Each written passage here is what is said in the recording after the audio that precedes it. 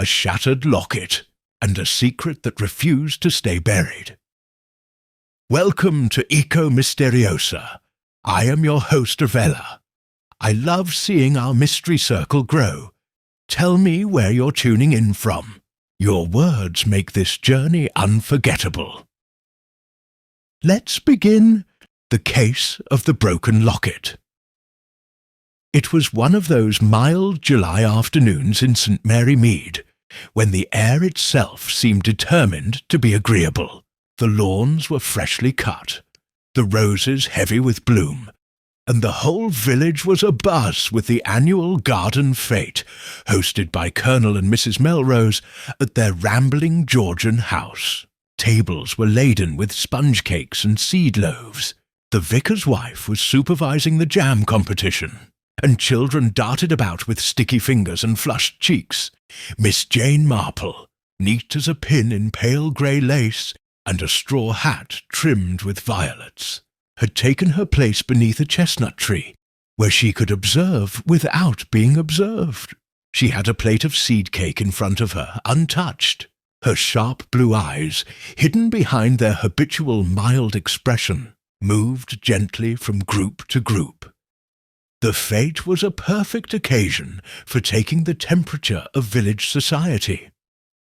Mrs. Price Ridley, sharp-tongued as ever, was whispering something scandalous about Major Hargrave's new housekeeper. Mr. Clement, the vicar, was fussing over raffle tickets, and near the lemonade stall, a curious little drama was playing itself out. Young Lydia Barton, the schoolteacher's daughter, was in whispered argument with the dashing but penniless James Radcliffe, whose family estate had long ago gone to ruin. Their gestures, though discreet, betrayed urgency. Miss Marple noticed these things as naturally as breathing. Human beings, she reflected, always revealed more in small quarrels than they ever did in grand confessions. It was, therefore, all the more shocking when the sudden shriek tore through the idyllic afternoon. A crowd gathered quickly at the edge of the ornamental pond.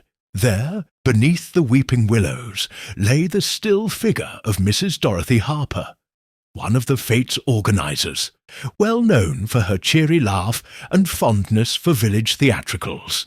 She was sprawled on the grass, her wide-brimmed hat at a grotesque angle, her face pale as porcelain. But what silenced the crowd most was not the sight of her death, though that was terrible enough, but the object clutched in her rigid hand, a delicate silver locket, snapped cleanly in two.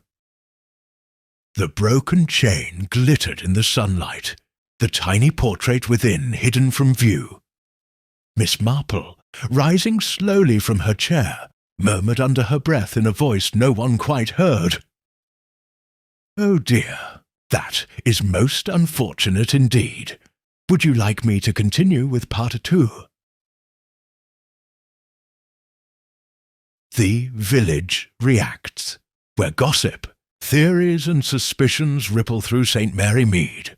Or would you prefer me to expand part 1 with even more detail before moving forward? The silence that had fallen over the garden fete was an unnatural one. The sort of silence that seemed to thrum with the weight of unsaid things. The chatter, the laughter, even the clinking of teacups had ceased, as though the entire village had been caught unawares. A tableau frozen in time. It was Mrs. Price Ridley, of course, who first found her voice. A sharp exclamation that echoed like a crow's cry in the hush. "Well, I never! Dorothy Harper, of all people!" she gasped, her hand fluttering to her throat in a mixture of horror and, was it eagerness? At the Colonel's fete, no less. A tragedy, but a most peculiar one, don't you think?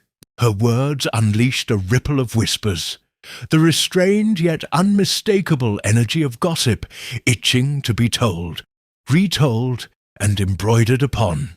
A knot of villagers pressed closer to the body, craning their necks while others stepped back, reluctant to look upon death so suddenly thrust among sponge cakes and cucumber sandwiches.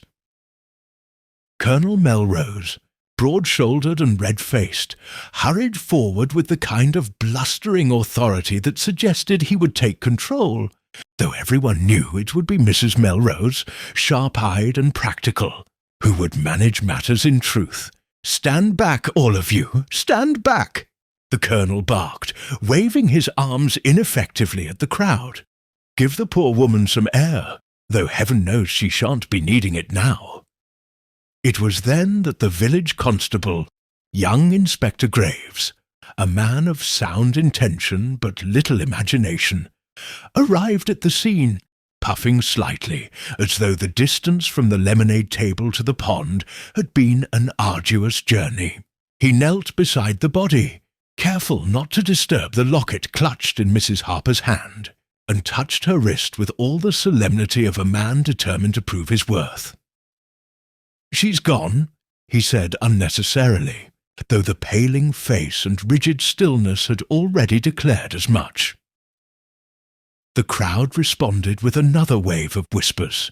Someone mentioned fainting fits, another spoke of a weak heart, but then Mrs. Bartlett, who prided herself on her practical knowledge of such things, piped up shrilly, "Her face, you see, it's too white, too stiff. That's not a faint or a heart giving out. That's something else entirely. And mark my words, I've seen enough to know when death hasn't come naturally." The words sent a shudder through the group. Death by accident or misfortune was one thing, tragic but manageable, acceptable to the village's sense of order.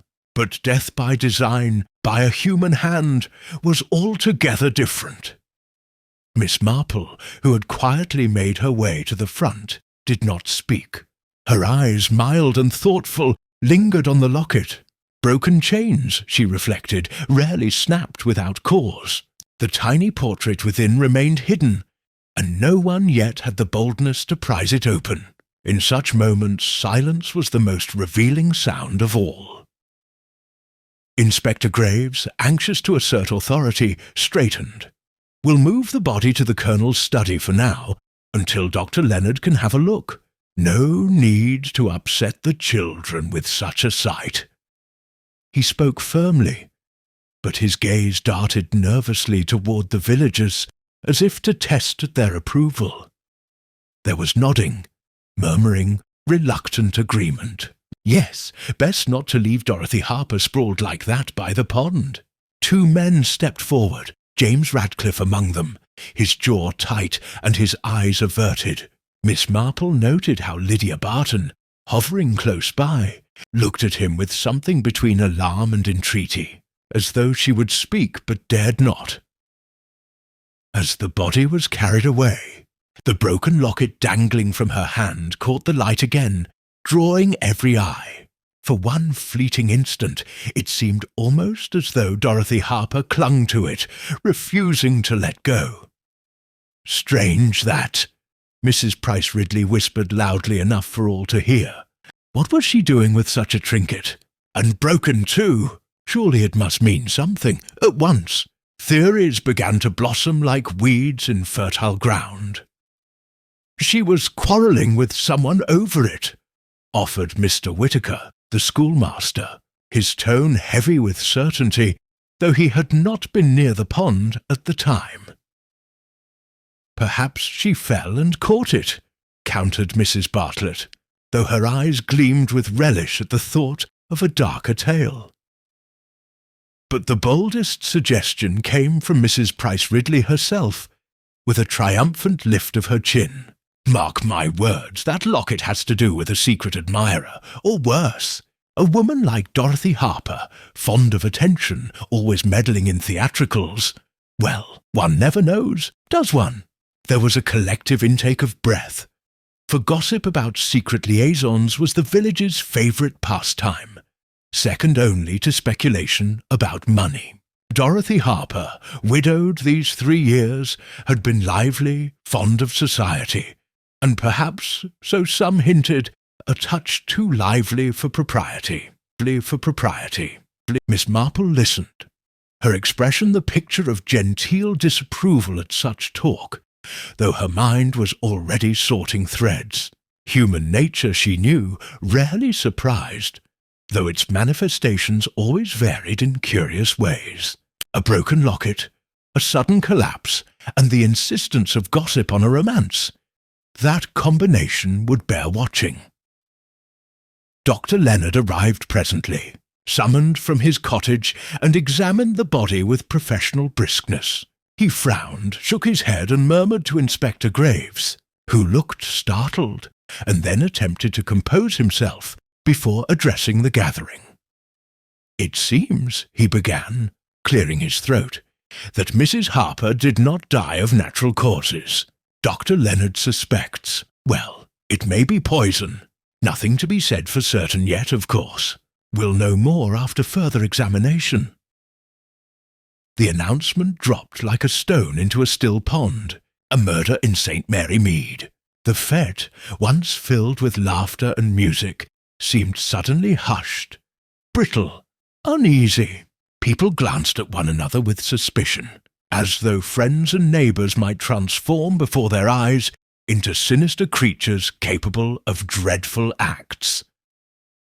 Colonel Melrose stepped forward again, determined to restore order. "That will be all for today," he declared. "Best for everyone to go home quietly. Inspector Graves will handle matters. And remember," his eyes swept the crowd, "wild gossip does no good at all." But the warning, as everyone knew, was futile. Gossip was already galloping ahead, unstoppable. Miss Marple, leaving the gathering, walked at her usual unhurried pace toward her cottage. She carried no air of agitation, only the thoughtful calm of one who has seen much of life and its peculiar cruelties. She knew already what the village would be like that evening. Drawing-room curtains drawn, whispered conversations by the fire, theories spun and discarded, reputations whispered into peril. And somewhere among those whispers, the truth would be tangled, waiting for a patient ear and a discerning eye to unravel it. As Miss Marple reached her gate and paused to adjust her gloves, she allowed herself a small, almost imperceptible sigh. A broken locket, a dead woman, and a village eager to guess at shadows. There would be more secrets yet to rise to the surface. And Miss Marple, with her keen memory of parallels long past, intended to listen. "Would you like me to move forward next into the early investigation phase, where Miss Marple begins quietly gathering impressions from her neighbours, or should we linger a little longer in the village react stage to deepen the web of gossip and suspicion?" The village of St. Mary Mead had always prided itself on being a place of calm predictability, where lives unfolded in measured patterns of tea gatherings, church fêtes, and the occasional mild scandal that gave people something to whisper about over their knitting. But on that evening, as the sun dipped low and painted the thatched roofs with a soft gold glow, the village felt altered. It was as though every curtain drawn shut was hiding more than just lamplight, as though every smile exchanged across the lane held an unspoken question. Dorothy Harper's sudden death was no longer the stuff of vague accident or tragic misfortune. Inspector Graves' halting announcement that poison was suspected had cracked the village's sense of security wide open. Miss Marple returned to her neat little cottage with the air of one who has seen such disruptions before. She set her gloves carefully on the hall table, removed her hat, and put the kettle on. There was nothing quite so steadying as a pot of tea after a day where the ordinary world had slipped sideways. As she waited for the water to boil, her thoughts sifted gently through the details like flour through a sieve. Dorothy Harper, cheerful, lively, sometimes rather too fond of attention, a widow of 3 years, comfortable enough with her small inheritance to involve herself in every committee and amateur theatrical. No enemies that anyone would admit to. But in Miss Marple's experience, that was rarely the whole story.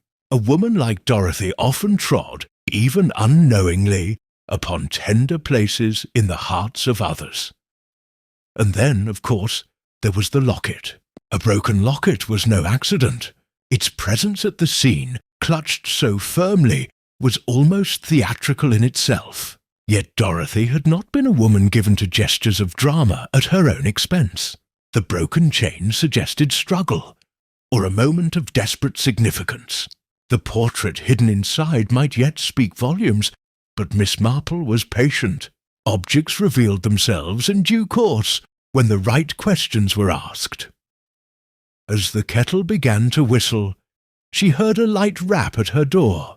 Opening it, she found her neighbour, Mrs. Bartlett, standing with an expression that was equal parts horror and relish. "Oh, Miss Marple," she exclaimed breathlessly, "I simply had to come and speak to someone. One cannot sit alone after a thing like that. And my husband is of no use. He has gone straight to sleep, as though nothing unusual had occurred." "Do come in, my dear," Miss Marple said kindly, ushering her inside. "I was just making tea." Seated at the table with a steaming cup before her, Mrs. Bartlett wasted no time. "I must tell you, Jane, it is the most extraordinary thing. Dorothy Harper dead in such a fashion. Poison, the doctor said, or at least he suspects. And to think of it, at the Colonel's fate of all places. It will be talked about for years." She lowered her voice conspiratorially, though there was no one to overhear. "They say James Radcliffe was the last to speak with her before she collapsed. He carried her body, you know, when they moved her. And Lydia Barton was with him, looking most upset. There must be something in that." Miss Marple stirred her tea gently, her face mild. "Oh, and why do you suppose so, my dear?" "Well," Mrs. Bartlett said with a certain satisfaction, "you know how it is with young people. Secrets, stolen meetings, little quarrels. Dorothy was a great one for interfering, and perhaps she knew something about those two. Or perhaps—" She paused, savouring the scandal of it. Perhaps she had designs herself. After all, Dorothy was not the sort of widow to retire quietly, was she? Miss Marple nodded thoughtfully. No, indeed, she was not. And she thought again of the sharp words and urgent gestures she had glimpsed between Lydia and James by the lemonade stall. Quarrels between young people often masked something deeper. Fear, or guilt, or the foolish passion of youth. After Mrs. Bartlett departed, considerably calmer for having unburdened herself, Miss Marple sat in her armchair with her knitting. Her needles clicked softly as the twilight deepened, and her mind wandered to parallels. There had been that incident in Much Benham, years ago, when a young woman's secret romance had led to a most unfortunate scene at a harvest festival. Human nature, she reflected, was remarkably consistent.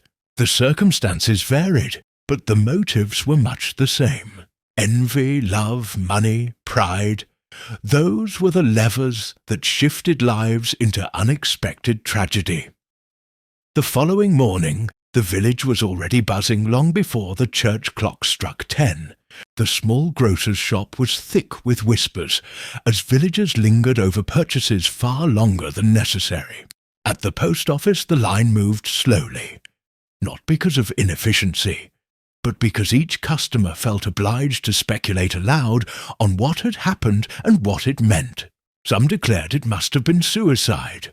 After all, why else the locket clutched in her hand? Others insisted Dorothy had enemies, though when pressed, none could say precisely who. Miss Marple, on her way to purchase a few items, heard snatches of it all. She said very little, only nodding here and there, her kindly face encouraging confidences, for people spoke freely to Miss Marple, believing her to be harmless, an old lady with little to occupy her mind but village chatter. That belief, she knew, was her greatest advantage. At the grocer's, she encountered Mrs. Price Ridley, flushed with self-importance. "I've said from the beginning, Jane," she declared loudly, "that Dorothy was altogether too flighty. If you ask me, she brought this on herself. Broken locket poison. Oh, it's all too sordid. I should not be surprised to learn she was mixed up in some scandalous affair." Miss Marple smiled faintly. "One never knows, does one? Human beings are very complex creatures. Sometimes what seems most obvious proves quite untrue." Mrs. Price Ridley sniffed. "Well, you may think what you like, but I know a guilty conscience when I see one. And that James Radcliffe, he has always been unreliable. His poor mother nearly ruined herself trying to keep the estate afloat. Gambling debts, they say." Here was another thread, Miss Marple noted silently. Money, again. It so often crept in. James Radcliffe, handsome but impecunious, had long been the subject of speculation. A broken estate, debts whispered about, and now proximity to Dorothy's death. The villagers were eager to weave him into the story. Whether fairly or not was another matter. Later that day, Inspector Graves called at Miss Marple's cottage, looking somewhat harassed. He was young for his position and anxious to be taken seriously. "You were there, Miss Marple," he said, notebook in hand. "Perhaps you noticed something. Anything unusual about Mrs. Harper before she collapsed?" Miss Marple folded her hands neatly, only that she seemed in her usual spirits. "I did notice she was near the pond, and that she was holding that locket quite firmly. Such a curious thing, to be carrying about at a fete, don't you think?" Graves frowned. "Yes, that locket. We've not been able to trace it yet. No one recalls seeing it before. And the chain's broken, as you say. Looks like it might have been pulled." He hesitated, then added, "We'll need to question Radcliffe. He was nearest her after all." Miss Marple gave a small, sympathetic smile. "Naturally, one must consider those nearest. But one must also be cautious, Inspector. Human beings rarely reveal their true selves at once. Often, what seems most incriminating is only a shadow, not the substance."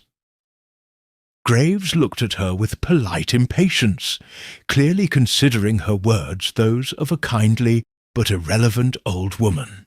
Yet, as he rose to leave, she noticed the way he hesitated, pen tapping his notebook. Even the inexperienced, she thought, sometimes sensed that what appeared simple was in truth more tangled than it seemed. When evening came, the church bell tolled solemnly, and the village settled into uneasy quiet. Miss Marple sat once more by her window, her knitting on her lap, and gazed into the deepening dusk.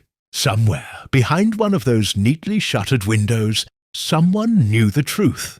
Someone had slipped poison into Dorothy Harper's life, as surely and deliberately as one might thread a needle through cloth. And the broken locket, its silent glittering fragments, was not merely ornament, but a message, perhaps unintentional, left behind by death.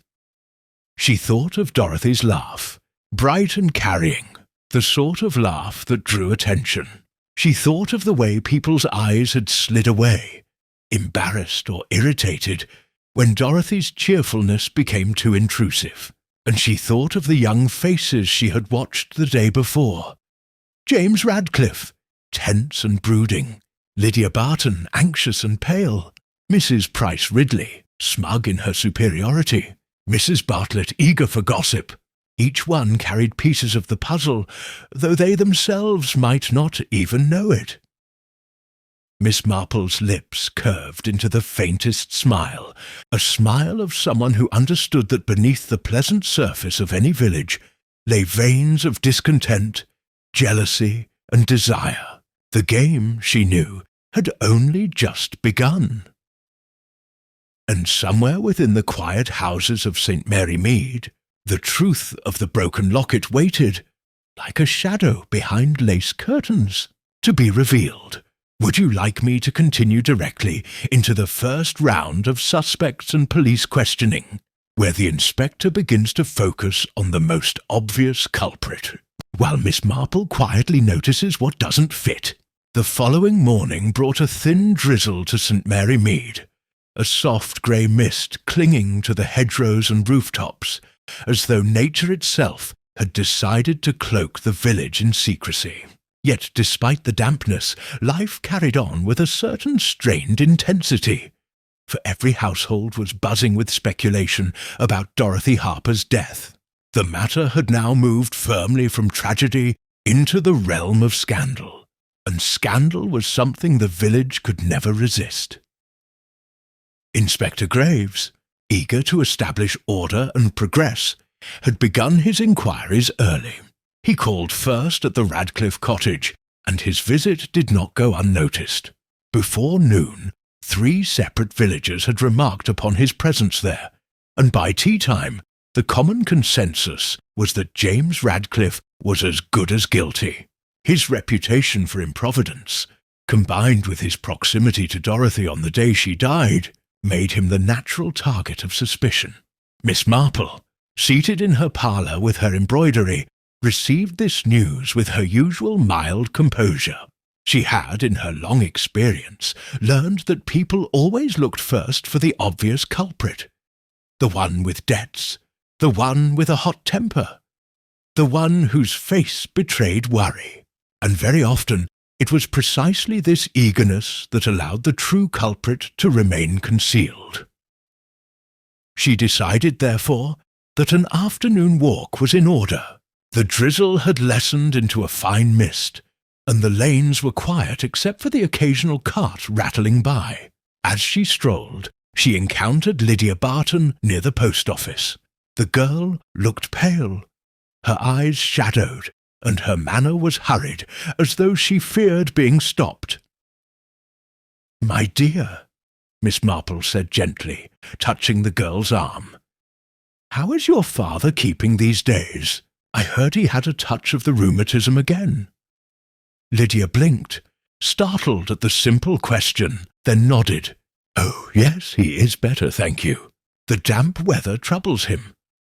She hesitated, then added, "I ought to be going. There's an errand." But Miss Marple's kindly gaze held her. "It must be very trying, all this unpleasantness. You were so near when it happened, were you not? It must have been a dreadful shock." The girl swallowed, and her composure faltered. "I can't bear to think of it. Poor Mrs. Harper. She was always kind to me. I don't know how such a thing could happen." Her eyes darted nervously toward the high street, where 2 villagers lingered in conspicuous idleness, straining to overhear. With a small, apologetic smile, Lydia excused herself and hurried off, her footsteps quick and uneven. Miss Marple watched her go with thoughtful eyes. Fear was a powerful thing, she reflected, not always of guilt, but of discovery, and young Lydia seemed burdened by something more than grief. Later that afternoon, Miss Marple attended a committee meeting at the vicarage, ostensibly to discuss the postponed flower festival, but in truth everyone's minds were on Dorothy Harper. The vicar's wife tried valiantly to direct the discussion toward chrysanthemums and tablecloths, but Mrs. Price Ridley was not to be deterred. "It is only right to speak plainly," she declared, her voice rising above the clatter of teacups. "We cannot ignore what has happened in our very midst. Dorothy Harper was not without her faults. Indeed, some might say she encouraged attentions she ought not to have. That locket, oh, it tells its own story. Mark my words, there was a man at the bottom of this." There was a rustle of agreement, though Mrs. Clement frowned disapprovingly. "Really, Mrs. Price Ridley, such speculation helps no one. We must wait for the inspector's findings." But Miss Marple, sipping her tea, let her gaze drift across the room.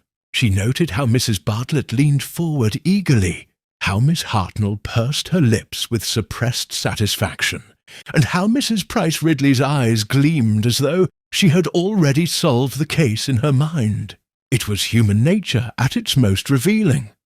The way people projected their own suspicions, their own longings for scandal, onto the barest scraps of fact.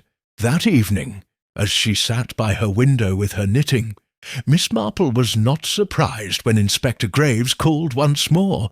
He stood awkwardly in her doorway, rain still clinging to his coat. "Forgive me, Miss Marple," he said, "but I wonder if you might indulge me with your thoughts. People seem to hold you in some regard, and you've an eye for details I might overlook." Miss Marple set aside her knitting with a faint smile.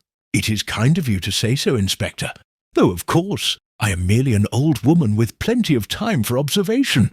Still, one sees things if one looks closely enough." Graves cleared his throat. "We've questioned Radcliffe. His debts are no secret, and it seems Mrs. Harper had promised to lend him a small sum, though he denies it. Others say she changed her mind at the last moment. A quarrel of sorts. And then, well, the timing is suspicious." Miss Marple listened attentively, her face placid. "Yes, quarrels about money can lead to very unfortunate outcomes. And yet I wonder, was the sum truly so great? For often, Inspector, when people do dreadful things, the motive is not the one most loudly declared." He frowned. "You think it wasn't Radcliffe, then?" "I think," Miss Marple said gently, "that one must be cautious. When someone dies so suddenly, those nearest them often come under suspicion. But human beings, Inspector, are rarely so obliging as to present guilt in a neat package. Consider, for instance, that locket. A curious object, don't you agree? Not one Dorothy was known to wear, and yet she clutched it at the end. Broken, too. That suggests a struggle, or perhaps a very different kind of significance." Graves looked at her sharply. "You believe the locket holds the key?" Miss Marple's eyes twinkled faintly. "I believe it holds something. Perhaps not the whole key, but a part of it.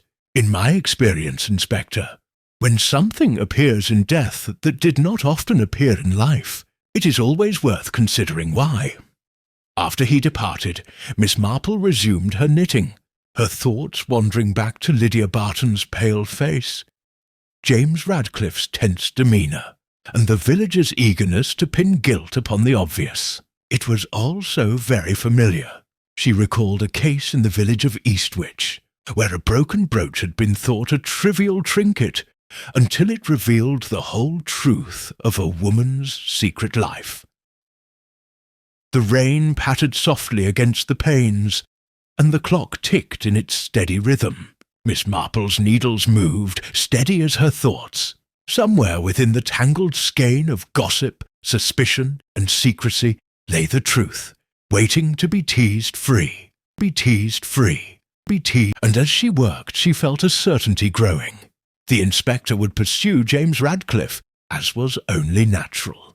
But the true solution, as so often, lay elsewhere, in the quiet gestures, the overlooked details, and the small betrayals hidden in plain sight.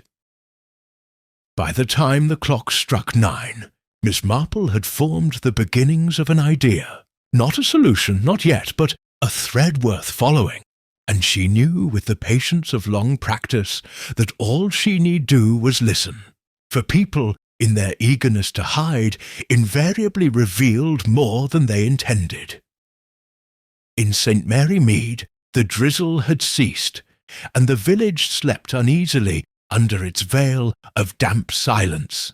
But behind at least one door, the shadows of guilt stirred, restless, as though they feared.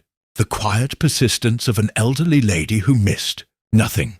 "Would you like me to next show how Inspector Graves presses harder on James Radcliffe as the first suspect, while Miss Marple quietly begins to test her own small observations against his certainty?" The next day dawned clearer. The mist of the previous evening burned away by a weak autumn sun, though the village of St. Mary Mead seemed no brighter for it.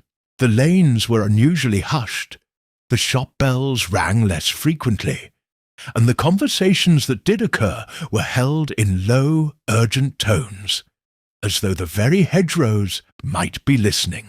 Dorothy Harper's death had settled like a veil upon the community, and now Inspector Graves's investigation had turned to the business of assigning blame. James Radcliffe was the first target of this pressure, as everyone expected. The inspector had called him to the vicar's study, which was serving as an improvised interview room. The choice was practical, quiet, central, respectable, but it also lent an air of severity, as though the eyes of the church itself looked on. Word of the summons spread through the village before James himself could arrive. By the time he crossed the churchyard path, his shoulders stiff, a small knot of onlookers had gathered by the lich gate, whispering in his wake.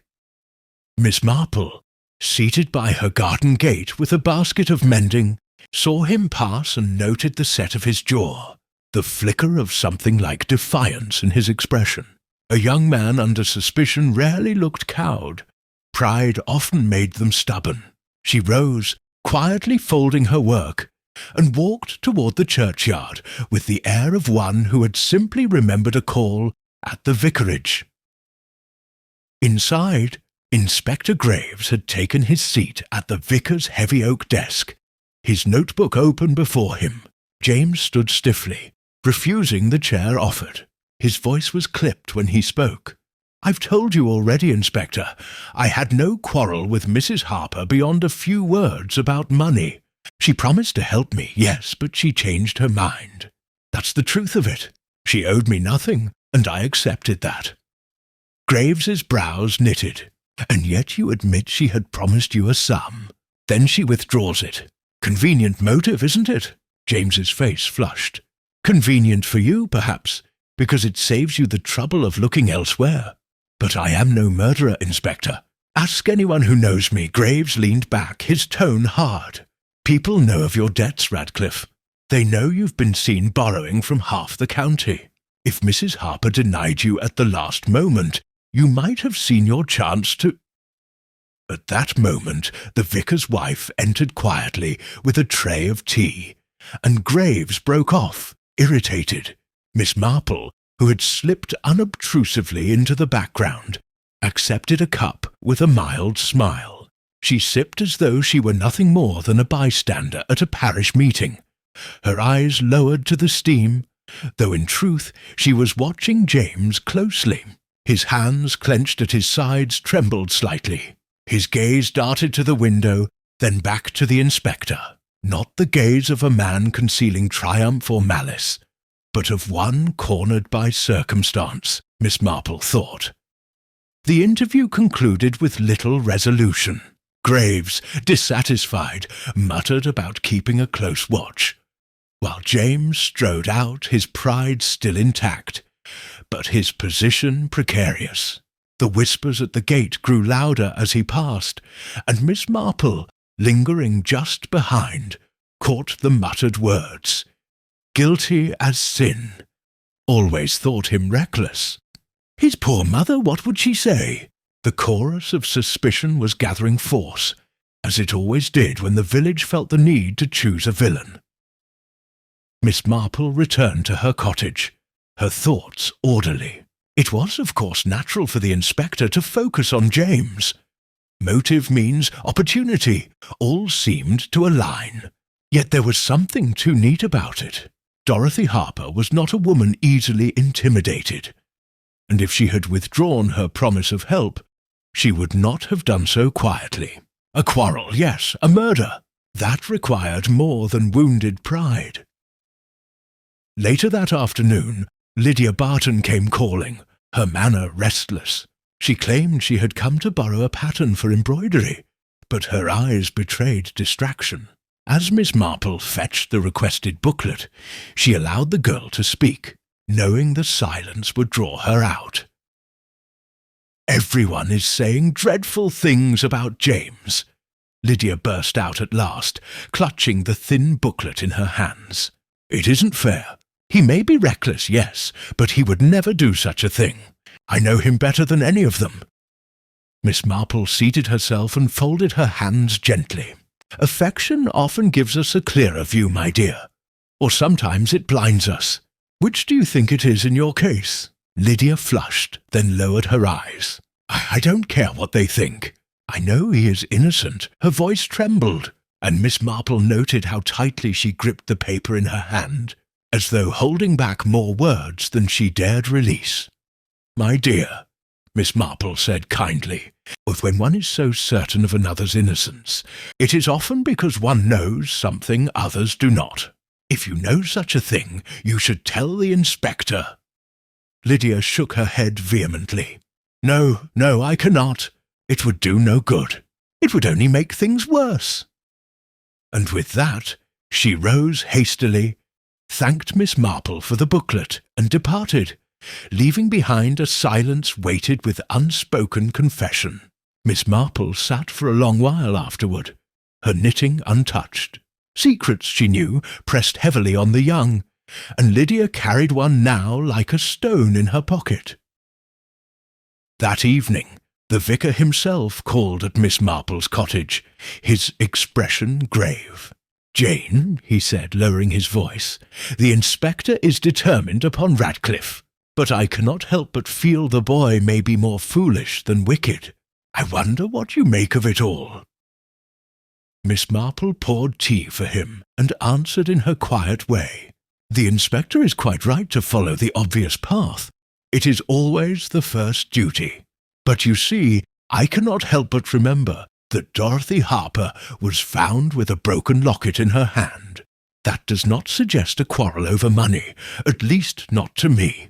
People clutch keepsakes, tokens of memory, in moments of great distress. A locket is such a thing, do you not agree?" The vicar frowned. "You think it points to someone else?" Miss Marple's eyes grew distant. "I think it points to something else, a matter of the heart, perhaps, or a memory one wished concealed. We shall see." As the evening drew on and the lamps were lit across the village, suspicion of James Radcliffe only deepened. Yet in her quiet cottage, Miss Marple's mind worked steadily. She had seen too many tragedies unfold to mistake the loudest whispers for the truth. In her experience, guilt hid itself in quieter corners. In the nervous glance, the sudden silence, the overlooked gesture. And she had already seen such things, though she had yet to name them aloud. For now, she would watch, she would listen, and she would wait, because she knew that in villages such as St. Mary Mead, secrets had a way of surfacing, sometimes in the least expected of places, and often at the precise moment when their keeper could no longer bear their weight. And as she laid aside her knitting and turned down her lamp, Miss Marple thought again of Lydia Barton's pale face, of James Radcliffe's stubborn pride, and of the broken locket clutched in Dorothy Harper's hand. Somewhere within those tangled threads lay the truth, and she intended, as always, to unpick it stitch by stitch. Would you like me to move the next section toward the hidden clue phase, where Miss Marple begins to notice a small but overlooked detail about the locket and Dorothy's last moments that shifts her thinking, even as suspicion against James continues to mount? The following day brought a deceptive brightness to St. Mary Mead, the sort of crisp morning where the sky stretched an innocent blue. Birds chattered among the hedges, and one might almost believe the village untouched by unpleasantness. Yet beneath the neat order of daily routines, unease lingered. At the grocer's, customers lingered longer than usual, speaking in low voices that carried just far enough to be overheard. At the post office, parcels were weighed and stamped with a background murmur of speculation. And in every parlour, over every teacup, Dorothy Harper's death was dissected again and again, again and again. Again, James Radcliffe remained the centre of these conversations. The inspector's questioning of him had been repeated, exaggerated, embroidered upon, until the tale had hardened into assumed guilt. To hear Mrs. Price Ridley tell it, James had practically confessed. To hear Mrs. Bartlett, he had flown into a rage so violent, it was a wonder the vicar's study still had its windows intact. No two stories matched, but each carried the same conclusion: that James Radcliffe had killed Dorothy Harper, and that the matter was as good as settled.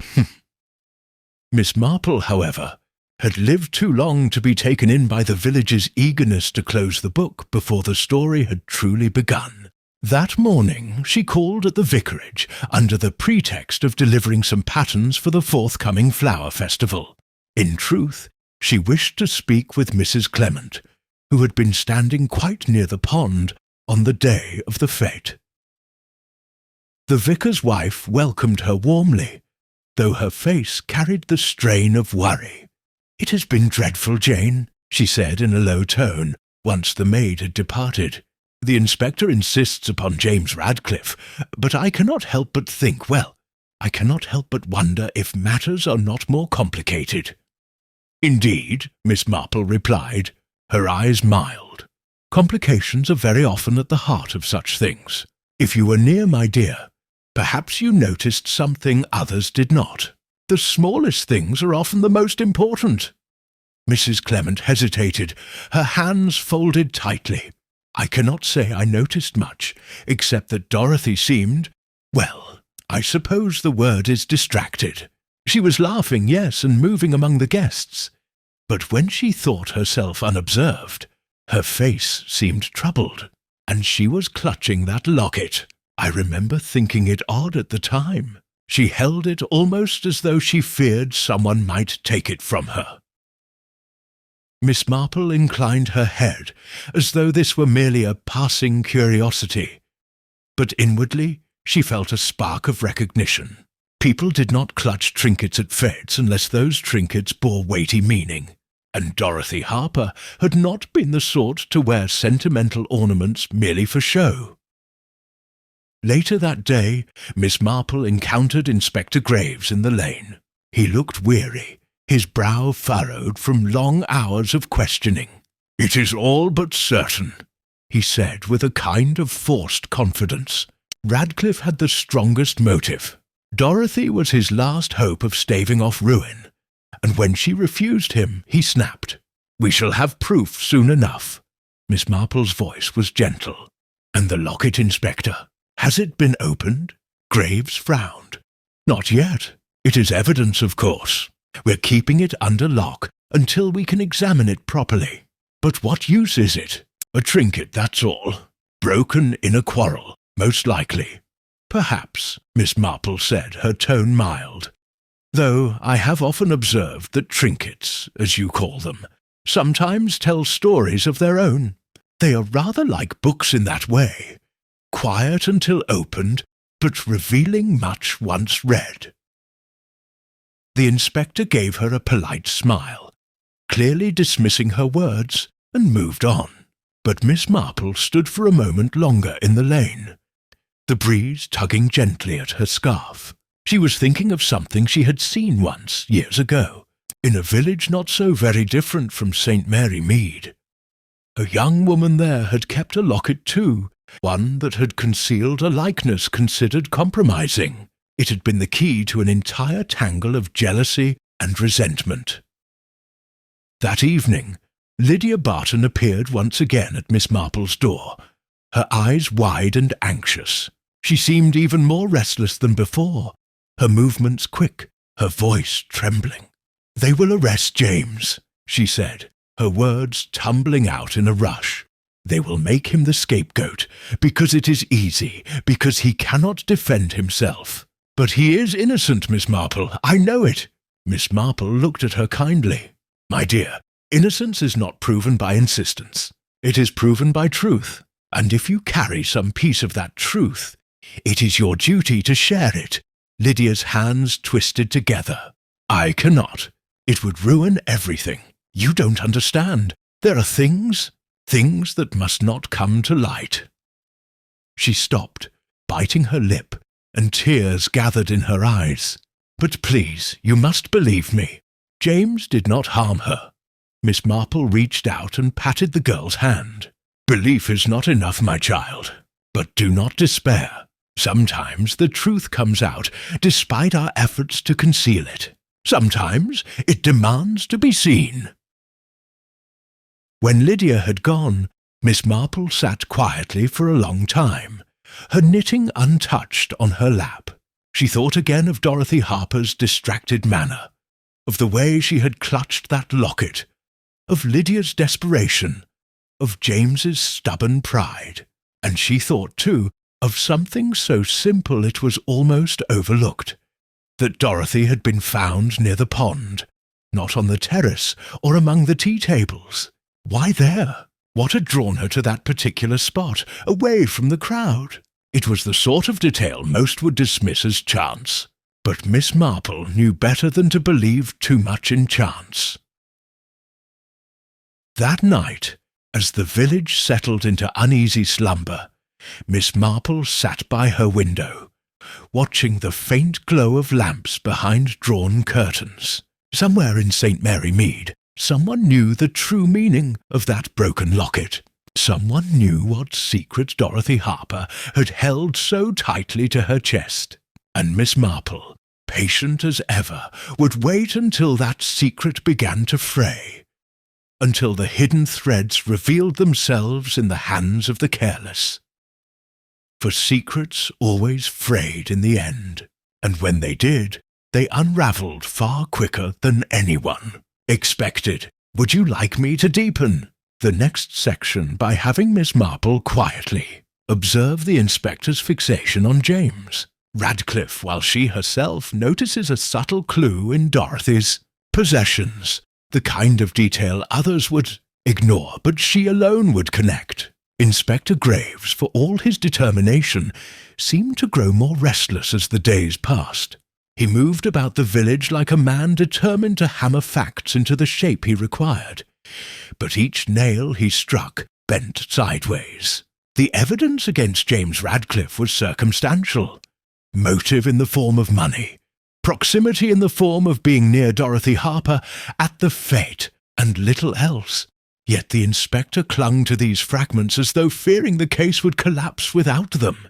The villagers, meanwhile, were only too ready to supply him with further fuel, each eager to offer some remembered detail that painted James in a darker light.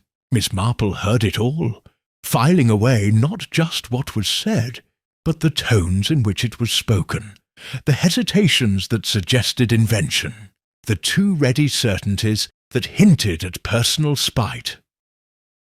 On a brisk morning, she took herself to the vicarage under the pretext of delivering a jar of her plum jam. Mrs. Clement, weary of the endless retelling of events, greeted her with visible relief. "Oh, Jane, you cannot imagine what it is like. People calling here all day long, hoping for news, pressing the vicar with questions as though he were part of the police himself. I sometimes think we might as well post a notice on the church door." Miss Marple smiled gently. "It is quite natural, my dear. A mystery unsettles people more than a tragedy. They feel compelled to make sense of it, even if the sense they make is quite wrong." Before Mrs. Clement could reply, there was a firm knock, and Inspector Graves entered, carrying a small wooden box. His manner was brisk, but there was a flicker of uncertainty in his eyes. "Mrs. Clement, Miss Marple," he said, inclining his head politely. "I've just come from the Colonel's. Mrs. Harper's belongings have been gathered. We're examining them for any clues. This box contains what was found in her handbag on the day. I thought, well, it may be useful to look through." He set it down upon the table, and with the vicar's wife hovering in a mixture of curiosity and propriety, he began to lay out the contents: a lace handkerchief neatly embroidered, a small bottle of smelling salts, a compact with a cracked mirror, a half-written note folded and tucked in an envelope, and at last the locket wrapped carefully in tissue, its broken chain coiled beside it. The inspector frowned at the little heap. "Nothing unusual except this locket, of course. We'll have it properly examined in due course." Miss Marple, who had remained quietly in her chair, leaned forward with polite interest. "May I see the note, Inspector, if it is not improper?" Graves hesitated, then handed it to her. The paper was ordinary, the handwriting Dorothy's own. It read simply, "I must speak with you. By the pond. Do not delay." The recipient's name, however, was missing. "How curious," Miss Marple murmured, returning it with gentle fingers. "A message left unfinished, or perhaps never meant to bear a name at all." Graves tapped his pen against his notebook. "It proves nothing. Could have been for Radcliffe." "Likely was." Miss Marple's eyes rested on the inspector's face with quiet patience. "Perhaps, but one might also consider, if Mrs. Harper intended secrecy, she would hardly write a name, would she? And yet she wrote the place, the pond. Why there, Inspector, and not some corner of the terrace or the rose garden? A curious choice, don't you think?" Graves shifted uneasily. "Convenience, perhaps. Convenience, perhaps. Convenient." But Miss Marple said nothing more. Her gaze had moved to the locket, still wrapped in its tissue. She could see, even from a distance, that the clasp had been forced, not merely broken. Someone had wanted it open or closed in great haste. Such haste, in fact, that the chain had snapped. The inspector seemed disinclined to linger, and soon he gathered the items back into the box. Miss Marple, walking home afterward beneath the bright sky, thought carefully about what she had seen. A note calling someone to the pond, deliberately left without a name. A locket clutched so fiercely in death that the chain had snapped. And Lydia Barton's repeated insistence upon James's innocence, though she dared not say why. Each of these things pointed towards secrets, towards something Dorothy had known that others wished hidden. That afternoon, as Miss Marple paused in the lane to admire a neighbour's chrysanthemums, she overheard Mrs. Price Ridley and Mrs. Bartlett speaking in low but fervent voices by the gate. "It must be Radcliffe," Mrs. Price Ridley declared, her lips pursed. "Everything fits. And as for that locket, why, it could only have been a love token. I should not be surprised if Dorothy meant to flaunt it, to make a scandal of it, and poor James struck her down in fear of exposure." Mrs. Bartlett sighed with relish. "It is dreadful, of course, but one cannot deny it has enlivened the village. Why, I have not had so many visitors in a week in all my years here." Miss Marple walked on, her expression bland, but her mind quietly noting the convenience with which suspicion was settled upon the most obvious shoulders. It was very often that way. Once a suspect was chosen, the facts were bent to fit them, and the true shape of events remained unseen. That evening, as she poured herself a cup of tea, she recalled something else. The way Dorothy Harper had been smiling, laughing even, on the day of the fête. Not the expression of a woman in fear, but of one carrying a secret she believed gave her power. And yet within the hour she had been silenced forever. Such confidence, Miss Marple reflected, often precedes downfall. The next morning, Dr. Leonard confirmed to the inspector that traces of digitalis had been found in Dorothy's system. The villagers seized upon this news with avid excitement. "Poison!" they whispered. "Slipped into her lemonade, no doubt.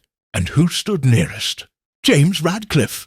The circle tightened. Suspicion became certainty. But Miss Marple, walking through her tidy garden, thought instead of Lydia's frightened eyes of the note with no name, of the locket clutched as though it meant life itself. These were not the marks of a quarrel over money. They were the signs of something more delicate, more dangerous, of human hearts entangled in secrecy. And as she stood among her roses, pruning shears in hand, she murmured softly to herself, "It is not the obvious one, no, it never is. One must look where no one wishes you to look. That is where the truth lies." Her eyes, clear and sharp beneath their veil of gentleness, turned towards the Barton cottage at the far end of the lane, and she thought she knew where the next loose thread might be pulled. Would you like me to carry Section 8 into Miss Marple's first quiet confrontation, where she delicately engages Lydia or another villager in conversation, watching for the slip that will reveal a hidden connection to the locket. The Barton cottage stood modestly at the end of a narrow lane, with roses climbing in cheerful profusion over the doorway, and a cat perpetually curled on the window-sill. It was, at first glance, a place untouched by sorrow or intrigue. Yet Miss Marple knew that appearances often played their most deceptive part in quiet homes such as these. She chose her moment carefully, arriving in the late afternoon when she knew Lydia would be about, ostensibly to return the embroidery booklet. The girl answered the door, her face pale and drawn, though she managed a polite smile. "How very industrious you must be, my dear," Miss Marple said kindly, holding out the booklet. "I thought I had best return it before I grew too attached. One's fingers cannot always keep pace with one's ambitions." Lydia accepted it, murmuring thanks, and Miss Marple, with gentle persistence, suggested she might come in for a moment. The girl hesitated, then opened the door wider. Inside, the little sitting-room was neat, but carried an air of strain, as though the very air had been unsettled by secrets.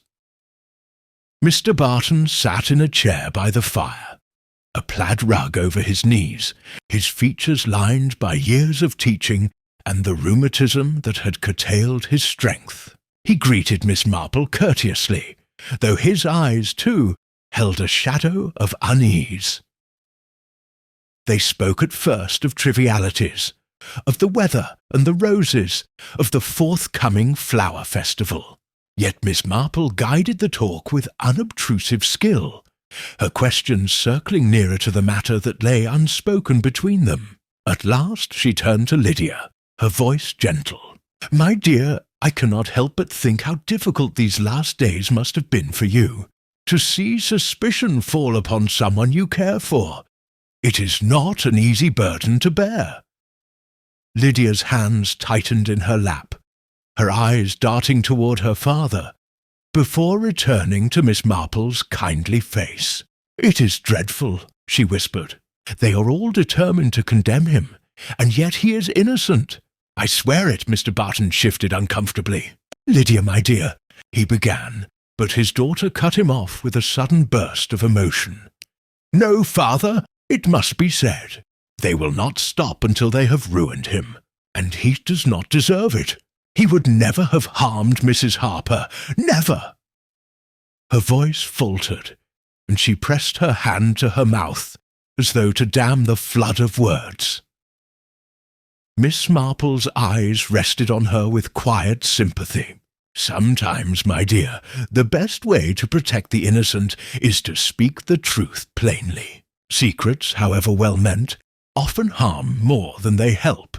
And I cannot help but notice Mrs. Harper was found clutching a broken locket.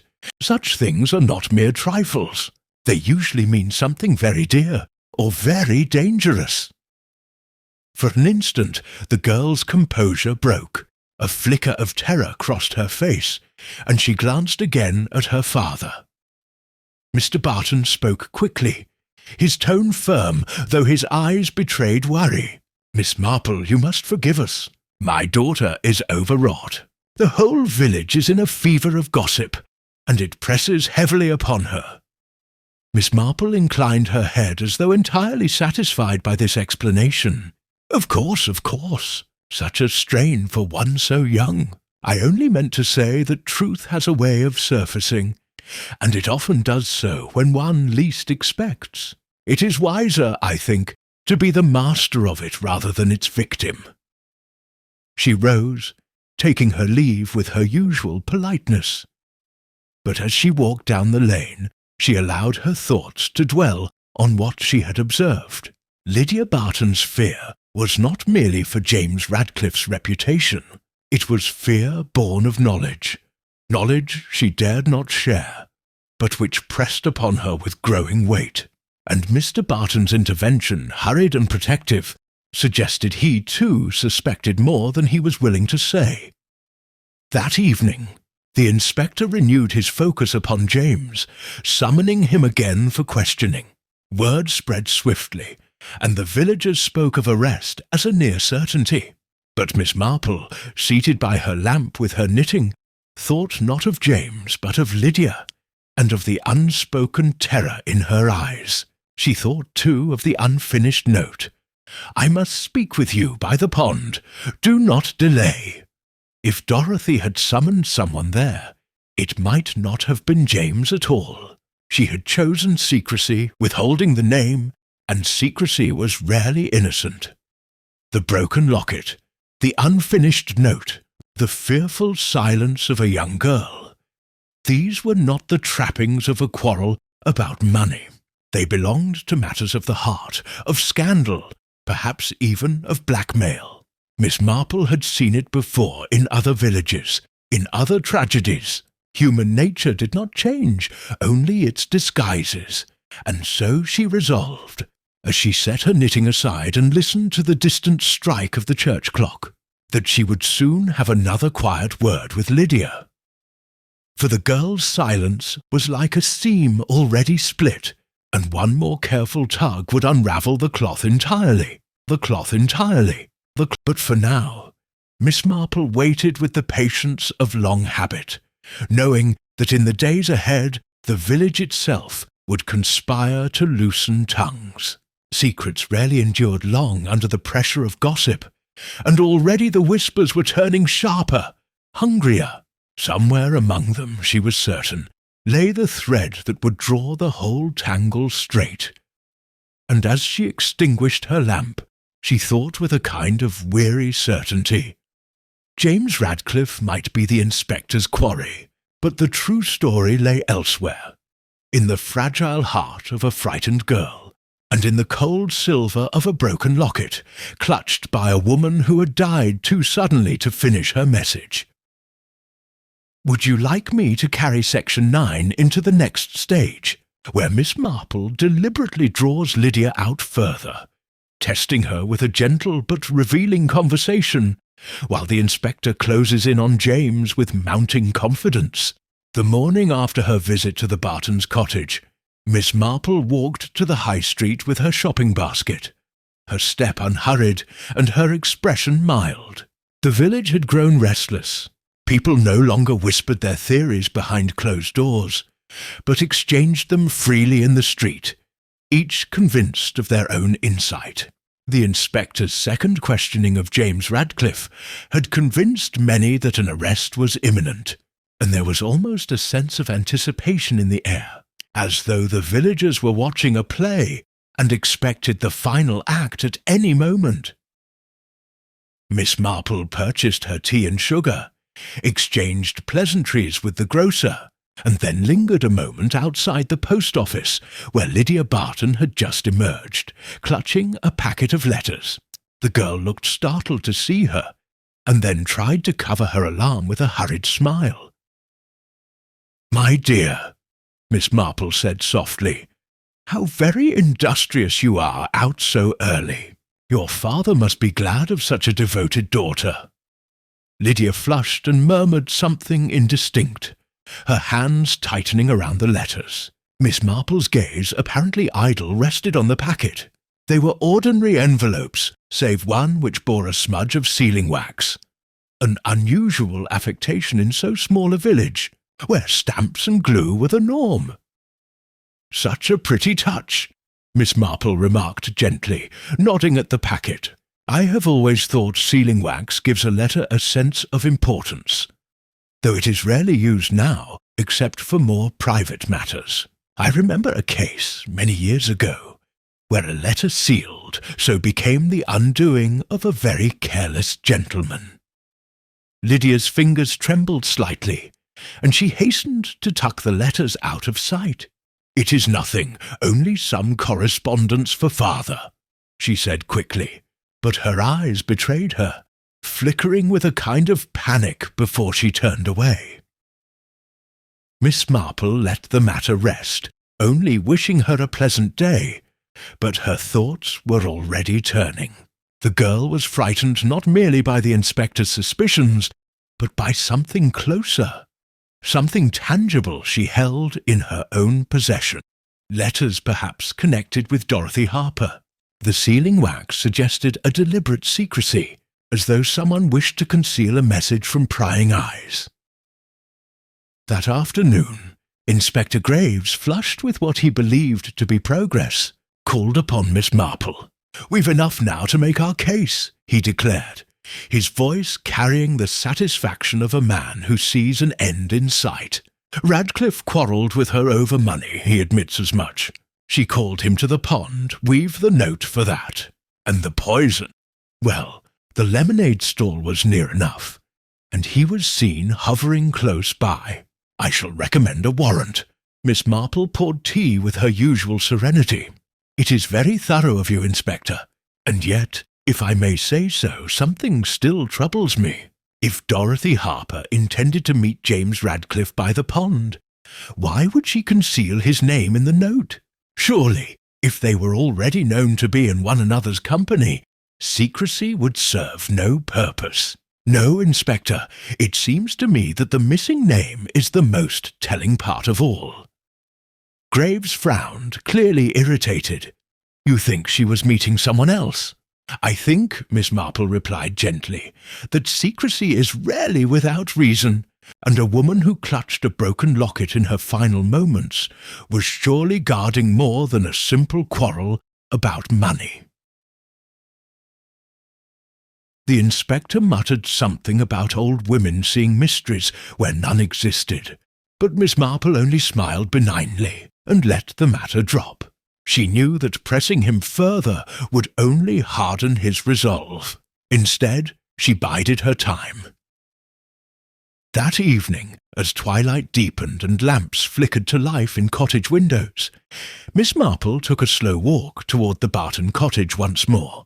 She knew the rhythms of the village, and she knew that Lydia often lingered in the garden at dusk, as though drawn by restlessness. Sure enough, she found the girl there, standing by the gate, her hands clasped tightly before her. "My dear," Miss Marple said kindly, "you must forgive me if I seem meddlesome, but I cannot help noticing that you carry a great weight upon your shoulders, and I should not like to see you crushed by it. Secrets have a way of doing that, you know. They grow heavier the longer they are held." Lydia turned, her face pale in the fading light. "You don't understand, Miss Marple. If I speak, it will ruin everything. People will be hurt, James' father, and nothing will ever be the same again." Miss Marple's voice was soft but firm. "My dear child, when harm has already been done, silence does not protect. It only spreads the damage further. Consider Mrs. Harper. She died clutching that locket, as though it held the truth of her fate. If you know what it meant, then you owe it to her, at least, to let that truth be known." For a long moment Lydia said nothing, her lips pressed tightly together. Then, with a sudden sob, she whispered, "It wasn't James she went to meet. It was my father." The words hung in the air, shocking in their simplicity. Lydia pressed her hands to her face, her voice trembling. She had written to him letters, many of them. She wanted to meet in secret. She threatened to reveal something if he did not come. "Father begged me to keep silent, but I cannot bear it any longer." She meant to expose him, Miss Marple, and now she is dead. "But James had nothing to do with it." Miss Marple laid a gentle hand on the girl's shoulder. "There, my dear, you have done the bravest thing. Truth is always a sharper relief than silence, and I think perhaps we are beginning to see why Dorothy Harper was silenced so suddenly. A woman who holds a secret over another is in far greater danger than she realizes." Lydia wept quietly, the release of confession shaking her slender frame, and Miss Marple stood with her until she was calm. When at last she returned to her own cottage, Miss Marple's expression was thoughtful, her mind turning over each piece of the puzzle. Dorothy Harper had summoned Mr. Barton, not James Radcliffe. The locket, the unfinished note, the fearful silence of Lydia, all pointed to a truth the inspector had entirely overlooked. And as she closed her door behind her, and set aside her shawl, Miss Marple murmured softly to herself, "It is never the obvious one. Poor James is a scapegoat, nothing more. The real shadow lies closer to home." Would you like Section 10 to continue with Miss Marple quietly testing Mr. Barton, himself drawing him into conversation and watching for the slip that will confirm Lydia's confession while the inspector prepares James's arrest? The following evening, the air in St. Mary Mead carried the crispness of early autumn, the kind of stillness that precedes a storm or a revelation. The village was brimming with tension, for word had spread that Inspector Graves intended to place James Radcliffe under arrest the next morning. There was almost an eagerness in the whispers along the lanes, a morbid curiosity satisfied by the thought of justice neatly concluded. But in Miss Marple's tidy cottage the lamps glowed warmly, and her needles clicked with a steady rhythm. Her face thoughtful. She knew, as she had always known, that the obvious solution was never the true one. It was Lydia Barton's confession that had confirmed her suspicions, though Miss Marple had suspected all along. Dorothy Harper had not summoned James Radcliffe to the pond that day. It had been Mr. Barton she wished to meet, and secrecy had wrapped their dealings. Dorothy, so lively and fond of theatricals, had held a weapon more dangerous than any pistol. Knowledge. She had possessed letters, tokens, perhaps even the locket itself, which tied Mr. Barton to some matter he wished forever buried. And Dorothy had been confident enough in her hold over him to summon him at the fete, surrounded by witnesses.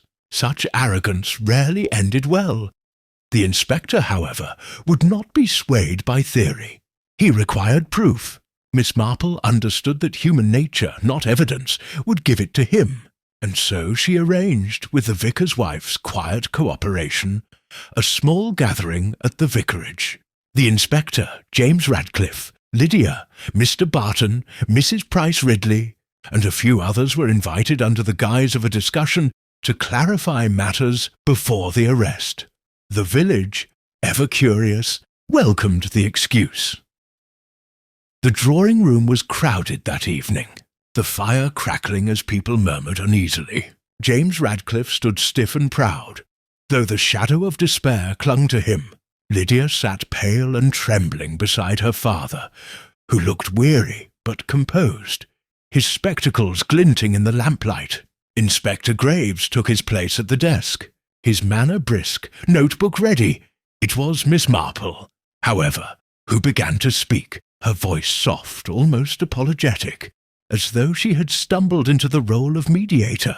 It is a dreadful thing when suspicion falls upon the innocent, and yet, in my experience, truth has a way of making itself known, provided one looks at the small things people often overlook. Graves frowned impatiently, but she continued, her needles folded neatly in her lap. Mrs. Harper was found with a broken locket in her hand. A curious thing, for she was not known to wear such an ornament. The clasp was forced, the chain snapped, and yet she clutched it tightly. Why? Because it mattered. Because it was tied to the very reason she died. She glanced around the room. And then there was the note. "I must speak with you, by the pond. Do not delay." No name, you will remember. Everyone assumed it was meant for James Radcliffe. But why leave out his name when they had already been seen together that day? No, the omission was deliberate. The note was meant for someone else entirely. Someone who would have reason to dread exposure. Someone for whom secrecy was everything. There was a stir, a rustle of unease. Mr. Barton shifted in his chair, his lips pressed tight, Lydia's hands twisted in her lap, her eyes glistening with fear. Miss Marple's tone remained mild, but her words fell with quiet precision. Dorothy Harper had in her possession letters that compromised a man's reputation, letters that tied him to her in a way he could not allow to become known, and she summoned him by the pond that day, intending, no doubt, to make demands. perhaps money, perhaps more. But he saw in that moment not a lively widow, but the end of his career, his standing, his respectability. And so, when opportunity came, he slipped poison into her lemonade. A subtle act, easily hidden in the gaiety of a fete. But Dorothy, clever as she was, realized too late. She clutched the locket, a token of their connection, perhaps even containing his likeness, as proof, as accusation, as a dying woman's final witness. The room had grown so silent, one might hear the crackle of the fire. Mr. Barton's face had gone grey, his hands gripping the armrests of his chair as though to anchor himself. Graves looked startled, his pen frozen above his notebook. "It is not James Radcliffe we must suspect," Miss Marple said gently, her eyes fixed upon the schoolmaster. "It is you, Mr. Barton. The poison, the locket, the note, all point to you. Dorothy Harper died not because of a quarrel over money, but because she threatened to expose your past. And in that moment, you valued your reputation above her life." A strangled sound broke the silence. Lydia had risen, tears streaming down her face. "Father, oh, Father, tell me it isn't true." But Mr. Barton, his face ashen, bowed his head. "I never meant it to go so far. She held those letters over me, letters from long ago when I was foolish, before my wife died. She threatened to show them, to ruin me before the whole village, before my pupils. I only meant to frighten her. A few drops, no more. But she collapsed at once, and I panicked." His voice faltered, and he sank back in his chair, broken. The inspector rose heavily, his face grim. "Then it is true. By heaven, Miss Marple, you've seen what none of us could." But Miss Marple shook her head, her eyes sorrowful. "It is not cleverness, Inspector. It is only that human nature is very much the same, everywhere one goes. Vanity, fear, pride, these are the roots of most crimes.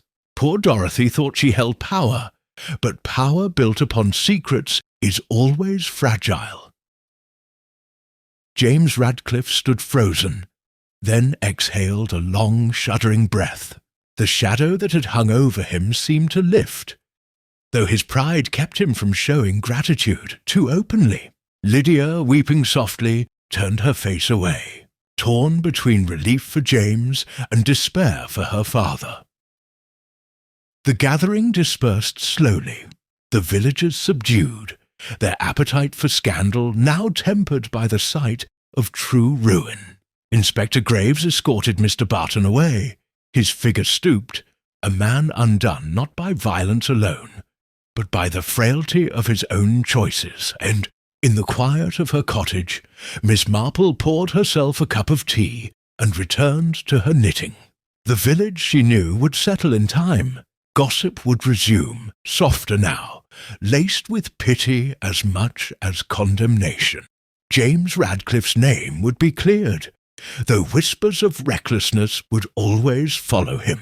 Lydia Barton would carry the burden of her father's disgrace, but perhaps in time find peace. Miss Marple's needles clicked gently, her face serene. She thought of Dorothy Harper, of the broken locket glinting in the sun, of secrets and pride and the tragedies they so often wove. Human nature, she reflected, was endlessly curious, endlessly frail, but in the end it was always the same. And with a small sigh, she returned to her work, the quiet guardian of a truth only she seemed always able to see.